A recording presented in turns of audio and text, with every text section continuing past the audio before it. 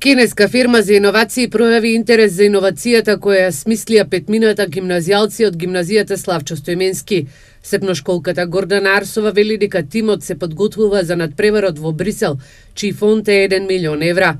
Нивната иновација е правењето на прототип за маска за мобилен телефон за лицето со Рейнаудов синдром или познат како синдром на студени раце. Изработен е греач кој треба да се вгради во маската, со што ќе им се затоплува раката на лицата со Рейнаудов синдром.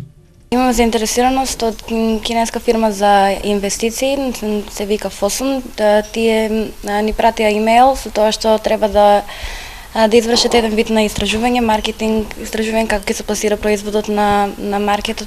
Инаку петмината штипски гимназијалци денеска со својот ментор Петар Петковски имаа средба со ректорот на Универзитетот Гоце Делчев Блажо Боев. Петковски вели дека во изминатиот период ја добиле и потребната помош и поддршка од универзитетските професори. Секојдневно истражуваме, има огромна соработка со Универзитетот Гоце Делчев Штип, каде што со нивните професори од Машински факултет го спремаме прототипот за саемот што следува надпреварот што следува во Брисел. Ректорот Боев вели дека ваквата соработка е вистинска и води кон правиот пат за да имаат и квалитетни студенти кои ќе се запишат на нивните факултети, а иновацијата на штипските гимназијалци води кон создавање на нов производ кој ќе отвори и нови работни места.